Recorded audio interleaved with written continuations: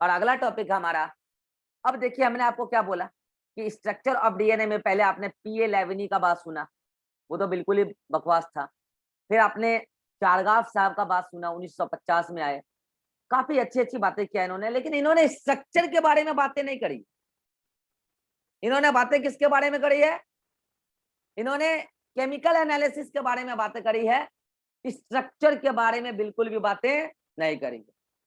तो स्ट्रक्चर के बारे में पहली बार बात करने के लिए साइंटिस्ट आए आर फ्रैंकलिन एंड विल्किंस। बता दो बच्चों, ये फीमेल थी और ये मेल थे, और इन दोनों ने अपना जो भी कंक्लूजन दिया है 1952 में दिया है, राइट? 1 सेकेंड।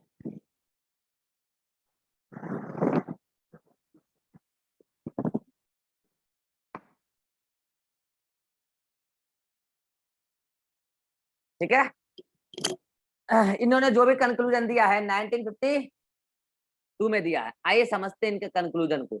देखिए साहब, इन्होंने जो भी स्टडी किया है ना डीएनए के स्ट्रक्चर के बारे में, वो सारी स्टडी, इनकी जो स्टडी है किन बातों पर बेस्ड है? X ray diffraction method. X ray diffraction method, जब आप वेव ऑप्टिक्स पढ़ते हो ना तब आपको डिफ्रैक्शन पढ़ाया जाता है ना? और अब जब पूरी फिजिक्स पढ़ लोगे तो आपको एक्सरे डिफ्रैक्शन का थोड़ा बहुत आइडिया लग जाएगा। और एक्सरे डिफ्रैक्शन मेथड में ही इसी को हम लोग बोलते हैं X ray crystallography technique. X ray crystallography technique. हालांकि देखिए इन दोनों वर्ड में थोड़ा सा टेक्निकल डिफरेंस है, लेकिन आपके लेवल पर दोनों आप एक ही मानो, ठीक है?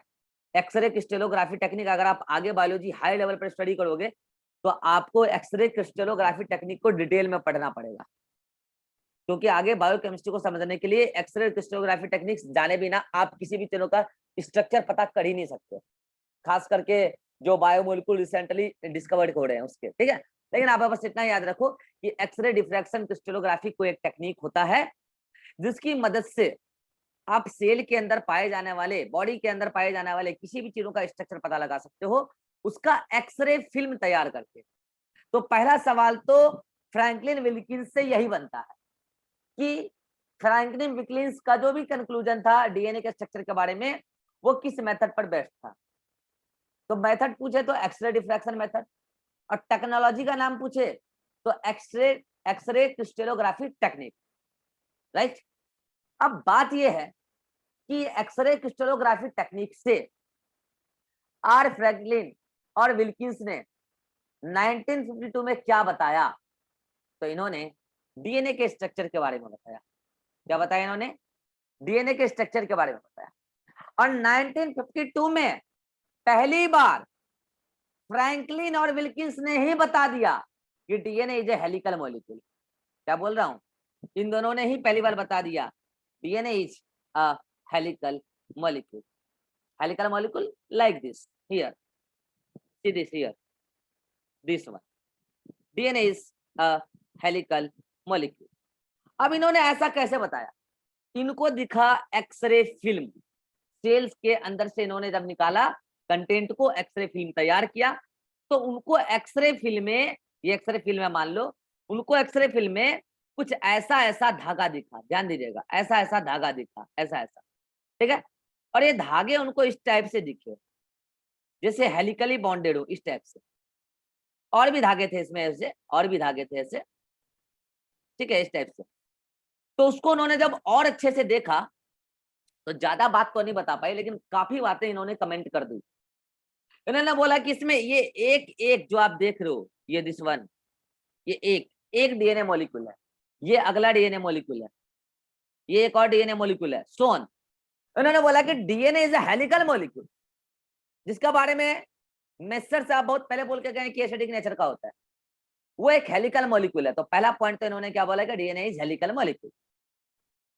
दूसरा बात इन्होंने क्या बोला कि इस हेलिकल मॉलिक्यूल में कई सारे हेलिक्स बने होते हैं, एक नहीं कई सारे। जैसे ये देखिए, एक हेलिक्स, अगला हेलिक्स आगे भी बन रहा है, आगे सोन, ऐसे आगे हेलिक्स बनने वाला है।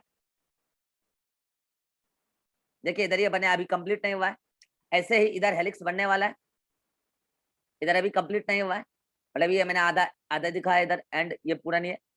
तो इसमें देखो आप 2 हेलिक्स तो आपको कंप्लीटली दिख रहे हैं। तो इन्होंने बोला डीएनए में कितना हेलिक्स होगा, ये गारंटी नहीं है कितना हेलिक्स होगा, ये डिपेंड करता है डीएनए का लेंथ ओवरऑल कितना है। लेकिन उन्होंने इतना बोल दिया कि दिस इज 1 हेलिक्स, उन्होंने इतना बोल दिया कि 1 हेलिक्स का लेंथ 3.4 नैनोमीटर है। एक्सरे क्रिस्टलोग्राफी टेक्निक से उन्होंने इतना तो कमेंट कर ही दिया। तो ये दूसरा पॉइंट है, 1 हेलिक्स का लेंथ कितना है, 3.4 नैनोमीटर। अगर आप इसको एंगस्ट्रम में कन्वर्ट करोगे तो अगर आप इसको एंगस्ट्रम में कन्वर्ट करोगे तो 34 एंगस्ट्रम आएगा। कन्वर्ट करने जानते हो ना? नहीं जानते हो तो सीख लीजिए, एटॉमिक स्ट्रक्चर और न्यूक्लियर फिजिक्स में तो खूब काम आता है कन्वर्जन, शायद मोल में भी कहीं काम आता है, भूल गए तुम लोग, लेकिन एटॉमिक में तो आता है। ठीक है, तो 3.4 नैनोमीटर को कन्वर्ट करेंगे तो 34 एंगस्ट्रम होगा। तो दूसरा कमेंट तो ये बात। तीसरा उन्होंने क्या बोला कि अगर आप इस डीएनए की डायमीटर मेजर करोगे, डायमीटर यहाँ पे ये है दिस वन, बोला अगर आप डीएनए की डायमीटर मेजर करोगे तो डायमीटर जो आएगा, डीएनए का डायमीटर जो आएगा वो आता है 2 नैनोमीटर। एंगस्ट्रम में कन्वर्ट करोगे तो 20 एंगस्ट्रम, राइट? इतना बोल दिया। अच्छा बताइए, उससे पहले चारगाफ तो आ चुके थे, चारगाफ बेस के बारे में बात करते थे, मोलर कंसंट्रेशन ऑफ बेसिस के बारे में, प्यूरिन पायरिमिडिन के बारे में करते थे। इन्होंने बोला कि एक्चुअल में वो जो नाइट्रोजनस बेसिस होता है डीएनए में, वो एक, देखिए डीएनए डबल हेलिकल मॉलिक्यूल, तब ना हेलिक्स बन रहा है, एक और 2 स्ट्रैंड मिलकर हेलिक्स बना रहे हैं। उन्होंने बोला कि जो भी इधर न्यूक्लियोटाइड होता है, मुझे नहीं पता कौन सा है, तो उसका जो भी नाइट्रोजनस बेसिस है, इधर वाले नाइट्रोजनस बेसिस के साथ अटैच्ड होता है कोई बॉन्ड से। बॉन्ड का नाम उन्होंने कोई खास नहीं बताया, लेकिन बोले अटैच्ड होता है। और बोला उन्होंने कि इन दोनों को मिला के आप बेस पेयर बोल सकते हो। क्या बोल सकते हो? Base pair. और उन्होंने बोला कि मुझे ऐसा ऐसा एक हेलिक्स में 10 बेस पेयर दिखता है। क्या बोला? ऐसा ऐसा एक हेलिक्स में, चौथा पॉइंट बता रहा हूं, ऐसा ऐसा एक हेलिक्स में 10 बेस पेयर दिखता है, 10 बेस पेयर इन 1 हेलिक्स, राइट? अब बताओ ज्योति, बता पाओगे? अगर ओवरऑल इस हेलिक्स का लेंथ 3.4 नैनोमीटर है और इस पूरे में 10 बेस पेयर है, like 1 base pair, 2 base pair, 3, 4, 5, 6, 7, 8, 9, 10, तो आपको ये बताना है कि अगर इस पूरे हेलिक्स में 10 बेस पेयर है और पूरे हेलिक्स की लेंथ 3.4 नैनोमीटर है, तो 2 बेस पेयर के बीच में लेंथ क्या रही होगी ज्योति? 2 बेस पेयर के बीच में, हाँ जल्दी बोलिएगा। निशा, सर ग्लिच कर रहा है ये वाला, फिर से बोल दीजिए ना। अगर एक हेलिक्स की लेंथ 3.4 नैनोमीटर है और एक हेलिक्स में टोटल 10 बेस पेयर आते हैं, तो 2 बेस पेयर के बीच का लेंथ क्या होगा? अरे पूरे सर लेंथ 11.66, नहीं, पूरे लेंथ को आप डिवाइड कीजिए ना 10 से जी, डिवाइड कीजिए, क्या आएगा? 0.34 नैनोमीटर। अरे 10 बार आप 0.34 कीजिएगा तब आके 3.4 नैनोमीटर आएगा। ये सिंपल गणित है ना यार, समझ में आया सभी को? तो 2 बेस पेयर के बीच में लेंथ कितना होगा? 0.34 नैनोमीटर। फिर आप इसको भी एंगस्ट्रम में कन्वर्ट कर सकते हो आप चाहो तो, एज पर ऑप्शन। तो ये 5 बातें तो उन्होंने वहां से एकदम कन्फर्मली बता दिया। इतना बात तो फ्रैंकलिन विल्किंस ही कर दिए। उसके बाद किसी कारण से कुछ ही दिनों बाद फ्रैंकलिन का डेथ हो गया और उसके बाद विल्किंस और फ्रैंकलिन की स्टडी रुक गई, ऐसा बताया जाता है हिस्ट्री में कि कुछ ही दिनों बाद किसी कारण से फ्रैंकलिन का डेथ हो गया और फिर इनकी फर्दर स्टडी रुक गई। उसके बाद बात ज्यादा लंबे समय की नहीं है, मतलब कि इन्होंने काम किया और 1952 में दिया, लगभग 6-7 महीने बाद इनकी डेथ हो गई, फ्रैंकलिन की, वेल्किंस नहीं, फ्रैंकलिन की, किसी कारण से। उनके बाद इनका काम रुक गया वहीं, इतना ही बात पर रुक गया, इतना बात लेकिन इन्होंने बता दिया। इसके बाद हुआ क्या, जब फ्रैंकलिन का डेथ हुआ तो वेल्किंस का पूरा ये डिस्टरबेंस हो गया लाइफ में थोड़ा, जिनके साथ आप काम कर रहे हो वो थोड़ा अगर अचानक से छोड़ के चले जाए तो डिस्टरबेंस हो ही जाता है, ठीक है।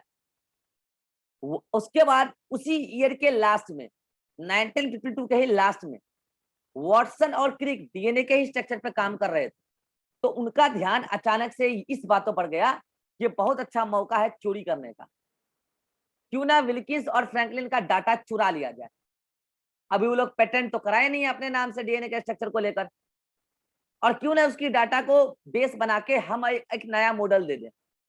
तो उन्होंने क्या किया, एक्सरे क्रिस्टलोग्राफी को अच्छे से पढ़ा उन्होंने और खुद से भी परफॉर्म किया।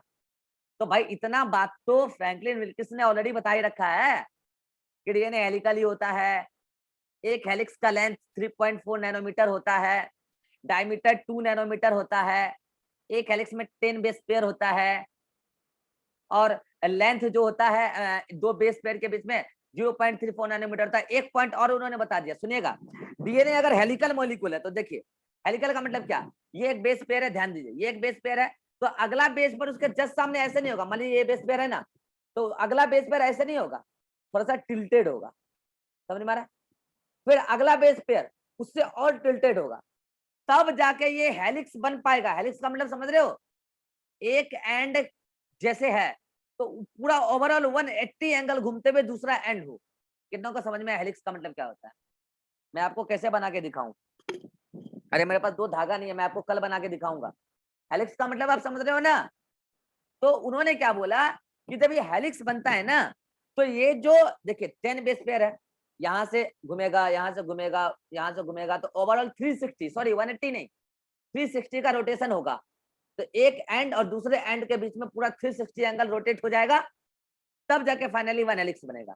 तो बताइए इस बिहाफ पे अगर एक हेलिक्स में 10 बेस पेयर है और ओवरऑल हेलिक्स 360 डिग्री एंगल घूमने पर बनता है, तो आपको क्या लगता है कि 2 हेलिक्स मतलब 2 बेस पेयर के बीच में जो एंगल होगा वो कितना रहा होगा, जल्दी बताइए, टाइम कम है। Angle between 2 base pair is 36 degree. अरे 36 डिग्री यहाँ से रोटेट होगा, फिर अगला होगा, अगला होगा, अगला अगला, फाइनली 10 बार में 360 रोटेट कर जाएगा, तो हेलिक्स बन जाएगा। स्क्रीनशॉट लीजिए जल्दी से, बाकी अगले मीटिंग में बात करेंगे, जल्दी से लीजिए, टाइम कम है, अगले मीटिंग में बात करेंगे, जल्दी से लीजिए स्क्रीनशॉट लीजिए जल्दी से। चलिए अगले मीटिंग में बात करते हैं, ठीक है, ये मीटिंग आउट हो रहा है।